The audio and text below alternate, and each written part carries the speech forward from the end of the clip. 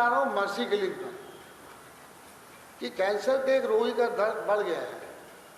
घर में आर्थिक स्थिति बहुत खराब है, इलाज में पूरा परिवार नष्ट हो सकता है। ऐसी स्थिति में उसने अपनी पत्नी से कहा कि तुम जहर लाके मुझे दे दो। ये हमारी कथा थी, ये कथा का मेन पॉइंट था। जब पिक्चर सेंसर में गई तो उनका ये दृश्य आप नहीं रख सकते। एक भारतीय संस्कारवान पत्नी जहर का इंजेक्शन अपने पति को लगा रही है, ये अमान्य है। तो मैंने सोचा कि इसके खिलाफ कोर्ट में जाए। तो जिस व्यक्ति ने पूंजी लगाई थी फिल्म में, उसने कहा यार 3 लाख रुपए की पिक्चर बनी है, 10 लाख में बिक चुकी है, अब कोर्ट में जाओगे 10 लाख रुपए और लग जाएंगे, पता नहीं क्या फैसला आता है। तो मैं जीवन भर ये मलाल मेरे दिल में रहेगा कि मर्सी किलिंग मैं बनाना चाहता हूँ और मर्सी किलिंग मुझे नहीं दिखाने दी गई है, ये मलाल मुझे रहेगा। और जब ये फिल्म बन के तैयार हुई तो आरके स्टूडियो में राज साहब को उसका ट्रायल मैंने दिखाया। उसकी वजह ये थी कि वो प्रेम रोग में ठाकुर के रोल में किसी को लेना चाहते थे। तो मैंने कहा विजेंद्र घाटगे को ले लो, वो है भी राजा महाराजाओं की संतान।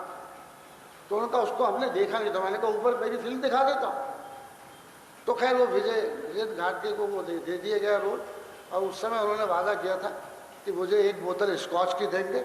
40 वर्ष हो गया, उन्होंने वादा नहीं निभाया। हाँ, वो रोल दिलाया उनको। तो राज कपूर ने फिल्म देख के कहा कि तुमको जीवन में कभी दोबारा ये फिल्म बनाने का अवसर मिले तो MYS इंदौर में मत बनाना। इसकी कहानी को कश्मीर की हरी भरी वादी में प्लेस करो। तुम मृत्यु की कथा कह रहे हो, दुख की गाथा सुना रहे हो। आसपास के वातावरण को तो हरा भरा सुखद रखो ताकि लोगों की आंखें न थक जाए उससे। तो ये मेरे हृदय में आज बैठी है और जिंदगी इजाज़त देगी तो मैं उसको दोबारा बनाना चाहूँगा।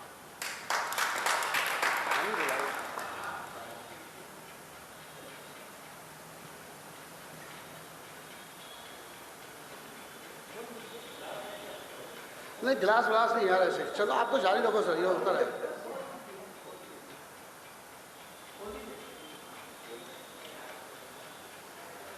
पिछले प्रश्न पर आपने भाभी जी की ओर संकेत करते हुए कहा था कि देखो इन्होंने क्या कहा। आपकी इस जीवन यात्रा में उनका जो सहयोग है, क्योंकि वे एक सुयोग्य पिता की पुत्री है। हम सभी जानते हैं कि हरिकृष्ण प्रेमी जी का इस संस्था से बहुत गहरा संबंध है, वो उनकी सुपुत्री है। और मैं जानना चाहूँगा कि आपकी इस जीवन यात्रा में और इस सफलता में उनके योगदान को आप किस तरह से। सर, आज भी प्रतिदिन जो मैं लेख लिखता हूँ, मैं विचार की तरंग में सवार एक लेख लिख रहा हूँ। भाषागत गलतियाँ उसमें रह जाती हैं, तो प्रेस में जाने के पहले मैं उनको दे देता हूँ, वो भाषागत गलतियाँ उसकी ठीक कर देते हैं। रहा सवाल प्रेम विवाह का, तो मन में बड़ी चिंता थी कि हरिकृष्ण प्रेमी जी से जाके कैसे बात करूं कि मैं आपकी पुत्री से विवाह करना चाहता हूं। मेरे परिवार के लोग तो अंतरजातीय विवाह के विरोध में थे और उनका स्पष्ट कहना था कि अंतरजातीय गई भाड़ में। अपने समाज में तुम्हारे जैसे MA अंग्रेजी के लिए 10 लाख का दहेज मिल सकता है। तो जो बात करना हो तुम ही करना। तो मैं उस जमाने में विमल मित्र की दूसरी किताब आई थी जिसका नाम था खरीदी कौड़ियों के दाम, लेकिन 42 रुपये की सरोज भाई। 42 rupees in those days was a very big amount, बहुत बड़ा रकम था यार। तो वो किताब खरीद कर प्रेमी जी के पास गया। मैंने कहा देखिए ये 42 रुपये की किताब है और मुझे किताबों का शौक़ बहुत है और आपकी पुत्री को भी बहुत शौक़ है और आपने अधिकांश किताबें आधा आधा पैसा मिलाकर खरीदी हैं। तो इसी सिलसिले को आगे बढ़ाने के लिए मैं उनसे विवाह करना चाहता हूँ। तो प्रेमी जी उठ के अंदर चले गए। तो मुझे लगा कि बुढ़ो ठंडा ढूंढने के लिए गए। पर हम ओखली में सर तो दे ही दिया था, भागने से कोई होने वाला नहीं था। वो अंदर से आए और उन्होंने मुझे 5,000 रुपये दिए कि आप किताबें खरीदते रहिए, जब ये ख़त्म हो जाए तो फिर आ जाना, फिर 5,000 दे दूँगा। और इसी तरह से मैं अपनी पुत्री को भी पैसे देता रहूँ। तो मैं तो हक्का बक्का रह गया।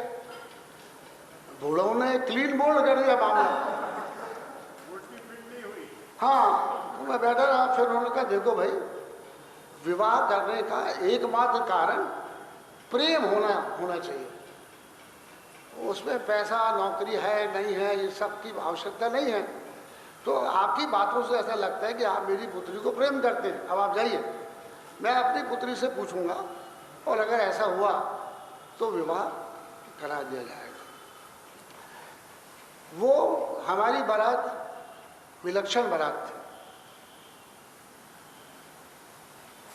कॉलेज में नौकरी लग गई थी, 1 जुलाई को कॉलेज ज्वाइन करना था और ये शादी भी उसी दिन थी, 3 जुलाई को थी शादी। तो रेडियो कॉलोनी में मैं रहता था और प्रकाश नगर में प्रेमी जी रहते थे। तो रेडियो कॉलोनी से हम 4 दोस्त साइकिल पर बैठकर शादी के स्थान पर गए और दुल्हन को डबल सीट बैठा के घर लौटा।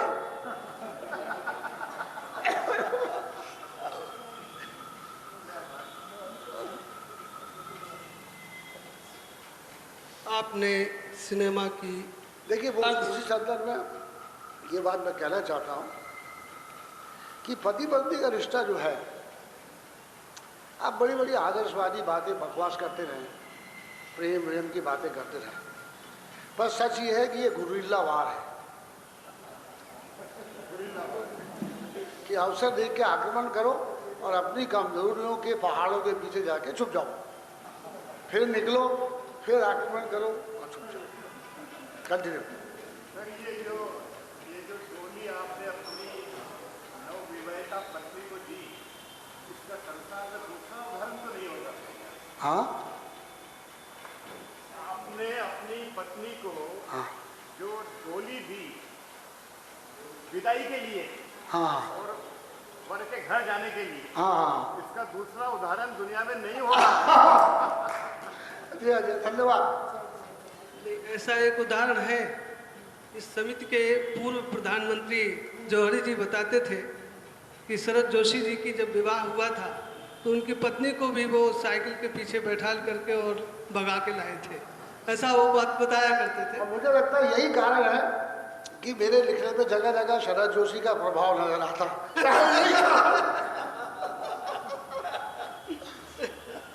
हरिशंकर परसाई और शरद जोशी का मुझ पर बहुत प्रभाव है। सर, आपने उपन्यास लिखे और कविता की ओर कभी मन किया कि कविता रची जाए, या रची है आपने? ये कविताएं मैंने लिखी हैं और मेरे परिवार में मेरी पत्नी का जन्मदिन हो, मेरे बेटों का जन्मदिन हो, मेरे ग्रैंड चिल्ड्रन का जन्मदिन हो, तो मैं उनको भेंट स्वरूप में कविता लिख के देता हूँ। लेकिन ये कविताओं का अभी तक इतना संग्रह नहीं कि उसको प्रकाशित किया जाए। फिर मुझे ऐसा लगता है सर कि आप गद्य लिख रहे हैं या पद्य लिख रहे हैं, शुरुआत तो ये होती है कि क्या आप सोच रहे हैं। अगर आप सोच रहे हैं तो फिर आप गद्य भी लिख सकते हैं, पद्य भी लिख सकते हैं। हाँ, और अगर आप नहीं सोच रहे हैं तो व्याकरण लिख डालिए। व्याकरण लिख डालिए। प्राय सरोज भाई कुछ पूछना चाहते हैं। साहित्य के मंचों पर ये अक्सर बात सुनने को मिलती है कि पहले जो लिखा गया वो अन्यतम था, बहुत सुंदर लिखा गया, अभी हम नहीं लिख पा रहे हैं। आपने अर्धशती पूरी सदी देखी है सिनेमा की।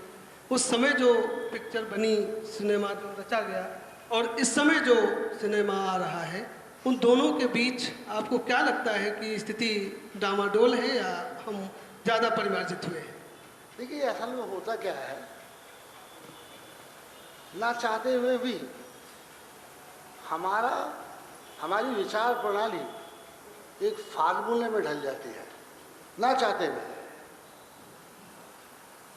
ऐसा ही एक मिथ्या फार्मूला है कि पहले बहुत अच्छा हो रहा था, आज नहीं हो रहा है। ये तो मैं जब जवान हो रहा था तब मैं पिताजी के मुंह से सुनता था कि जो पहले हो रहा था आज नहीं हो रहा है। हाँ, मुझे विमल राय का दिलीप अभिनीत देवदास पसंद था, मेरे पिताजी को सैगल अभिनीत देवदास पसंद था। और अभी मेरे संतानों को संभवतः संजय लीला भंसाली का देवदास पसंद आ रहा होगा। You never know about it. तो ये फैशनेबल बात है। अब देखिए, ऐसा मान्यता है कि सन 47 से 64 तक हिंदुस्तानी सिनेमा का, बम्बईया सिनेमा का स्वर्ण काल माना गया है। उस कालखंड में शांताराम, महबूब खान, विमल राय, अमैया चक्रवर्ती और राज कपूर जैसे निर्देशक सक्रिय थे और बकमाल फिल्में बनती चली आई हैं। ठीक है, अब पिछले दशक में जो फिल्में बनी हैं, वेडनेसडे, पान सिंह तोमर,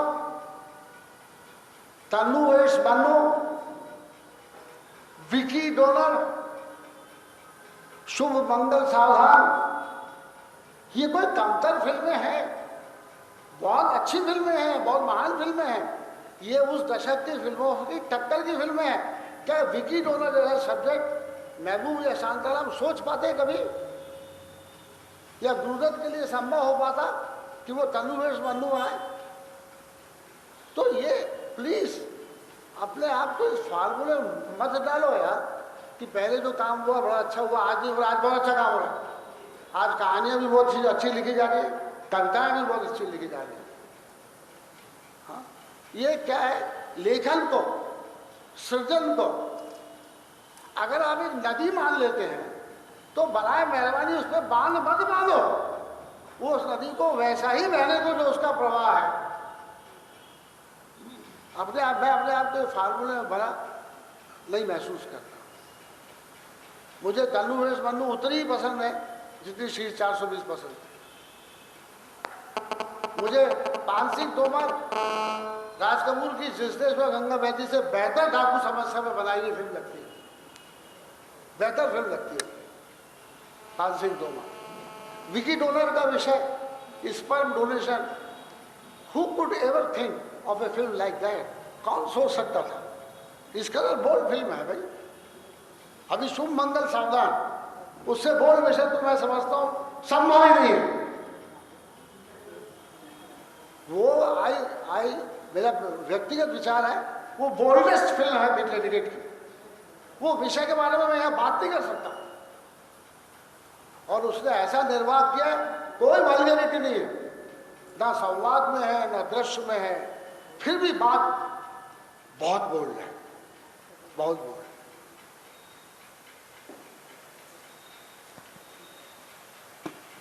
जो डायलॉग्स आपने लिखे हैं वो प्रायः रोमन में लिख करके ऐसा सुना जाता है कि एक्टर्स रोमन में ही पढ़ते हैं हिंदी के डायलॉग। कोई ऐसे लोग भी हैं फिल्म इंडस्ट्री में जिन्हें आपने विशुद्ध हिंदी में लिख करके दिया हो और उन्होंने डायलॉग्स पढ़े हों?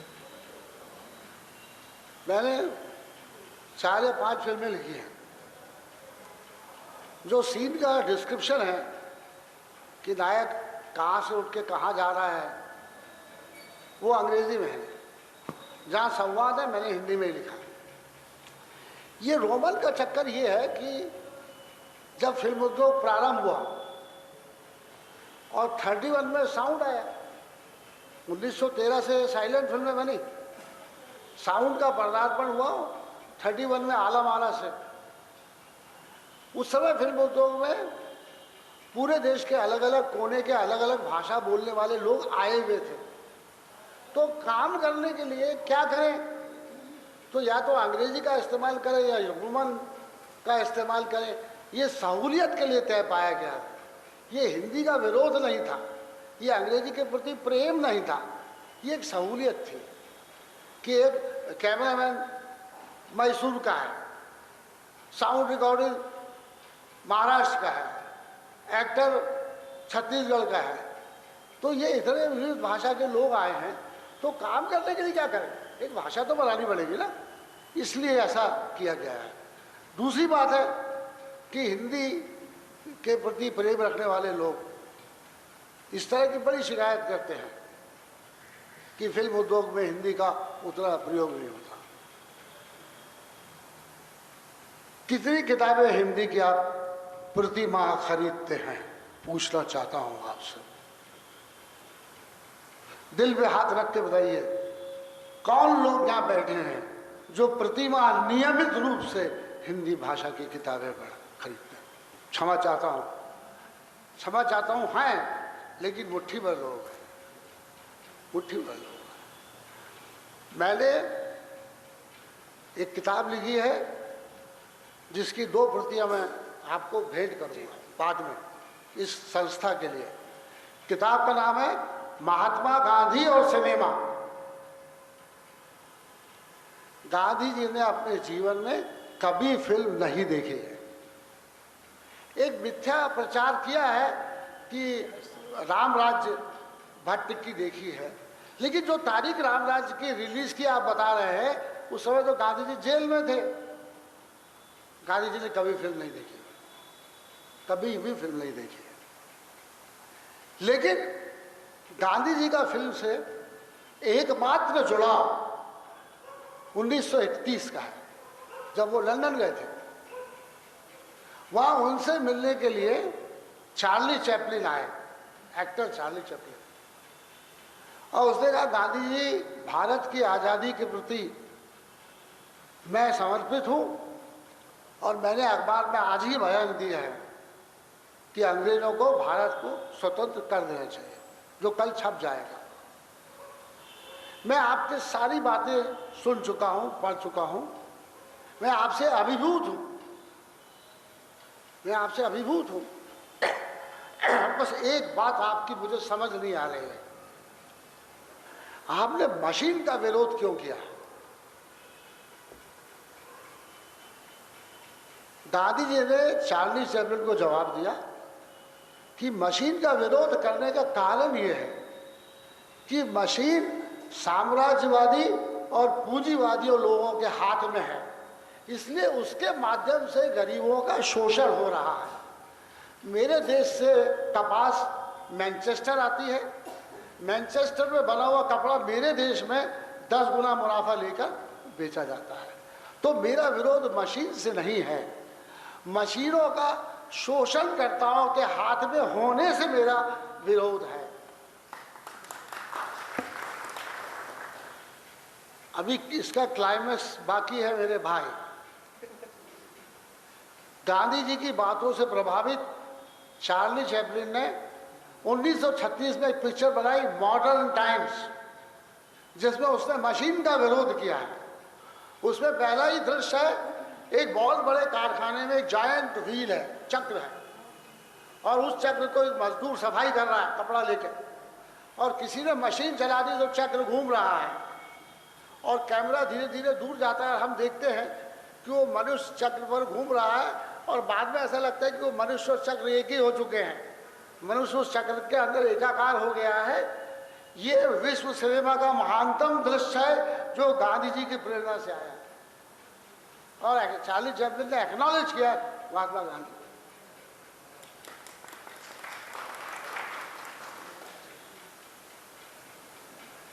आप लोगों से में से कोई प्रश्न करना चाहता है?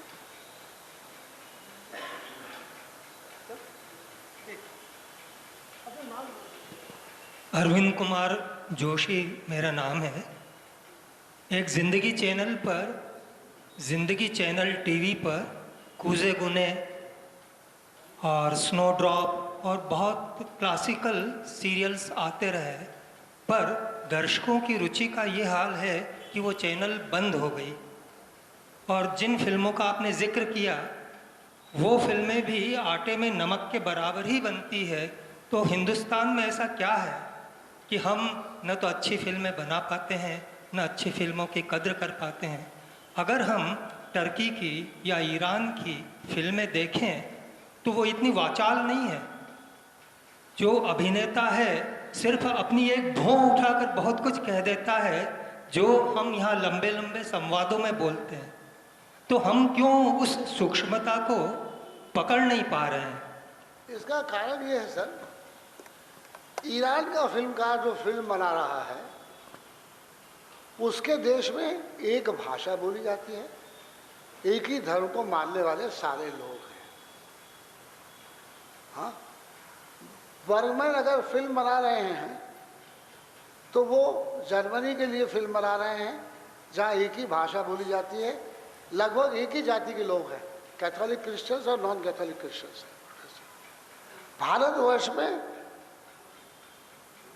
17 भाषाएं और 4000 बोलियां और 40,000 उपबोलियां हैं, और इतने खंडों में बटा हुआ देश है। पोशाकें विभिन्न हैं, खान पीन आचार व्यवहार विभिन्न है।